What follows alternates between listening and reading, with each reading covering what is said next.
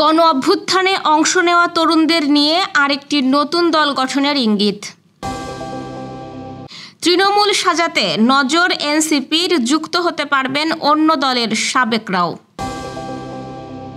মাত্র 9 মিনিটেই শেষ পশ্চিমাঞ্চলের বেশিরভাগ ট্রেনের অগ্রিম টিকিট। বাংলাদেশিদের জন্য ওমরা ভিসার হার নেমেছে 3%।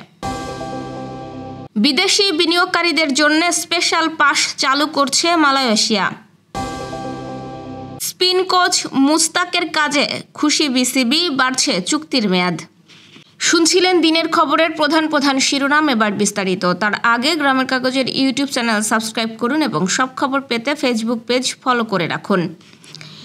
গণ অভ্যুত্থানে সক্রিয় অংশগ্রহণকারী তরুণদের নিয়ে আরেকটি রাজনৈতিক দল গঠনের ইঙ্গিত দিয়েছেন জাতীয় নাগরিক কমিটির সাবেক নেতা মোহাম্মদ হিজবুল্লাহ আরেফিন।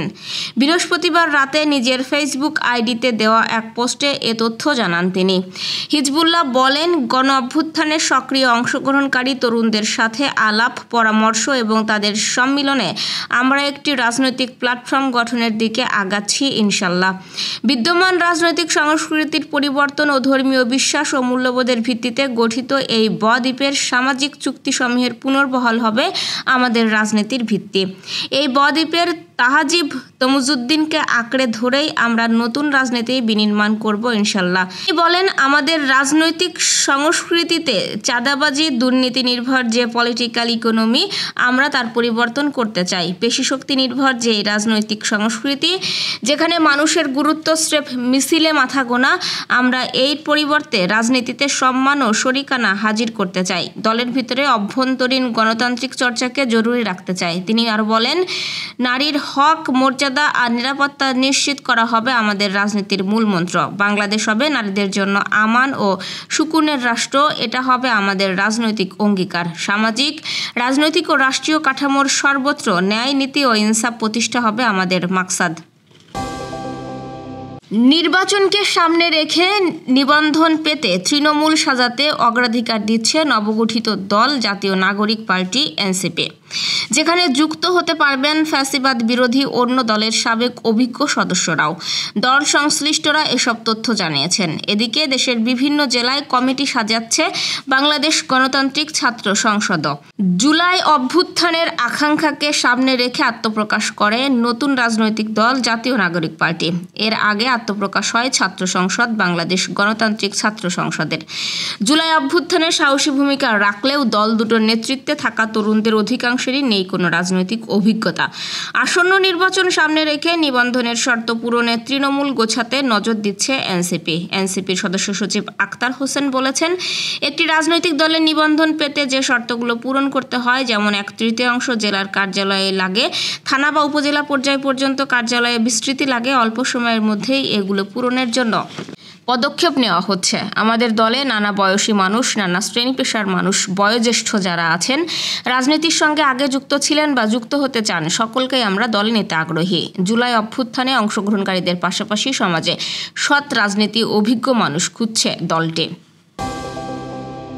ঈদ উল ফিতর উপলক্ষে ট্রেনে ঈদ যাত্রার প্রথম দিনের অগ্রিম টিকিট বিক্রি শুরু হয় সকাল 8টায়। এ সময় বিক্রি করা হয় পশ্চিমাঞ্চলের আন্তনগর ট্রেনের টিকিট বিক্রি শুরুর প্রথম 9 মিনিটের মধ্যেই এই অঞ্চলের বেশিরভাগ অগ্রিম টিকিট শেষ হয়ে গেছে।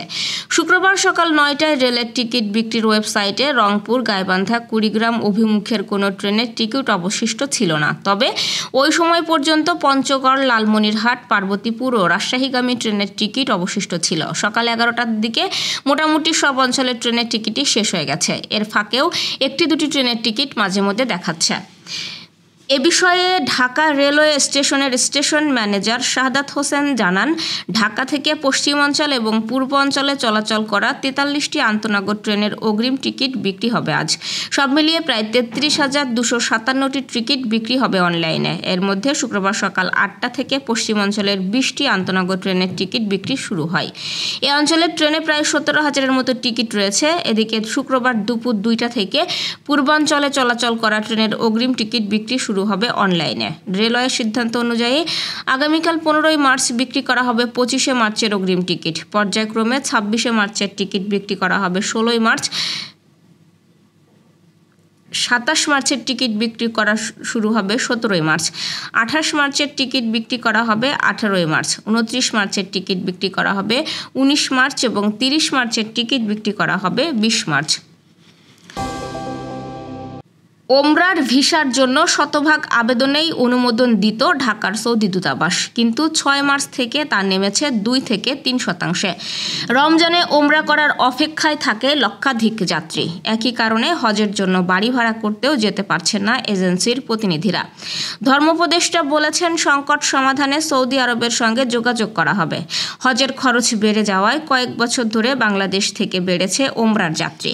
প্রতি মাসে 25 থেকে 30 হাজার মানুষ মক্কায় যান।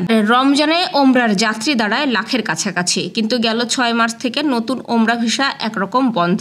100টি আবেদনের বিপরীতে ভিসা মিলছে 2 থেকে 3টি।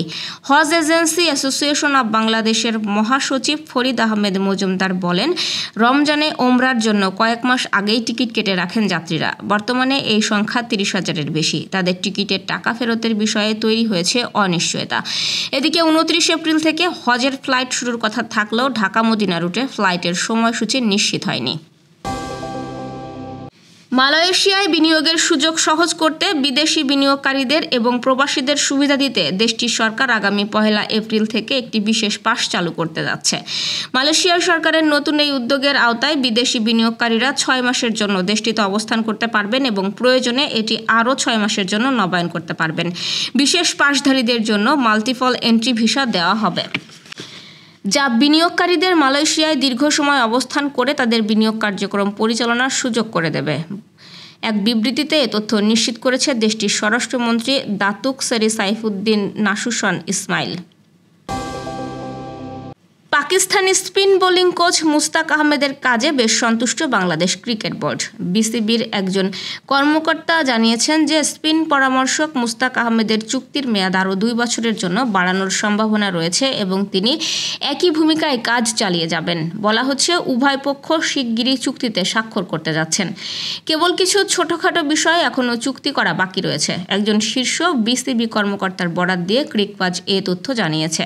বিসিবি আশা করছেন মুস্তাক বছরের 130 দিন বোর্ডের সঙ্গে বিভিন্ন ভূমিকায় কাজ করবেন। এই ছিল আজকের আয়োজন। সাথে থাকার জন্য ধন্যবাদ।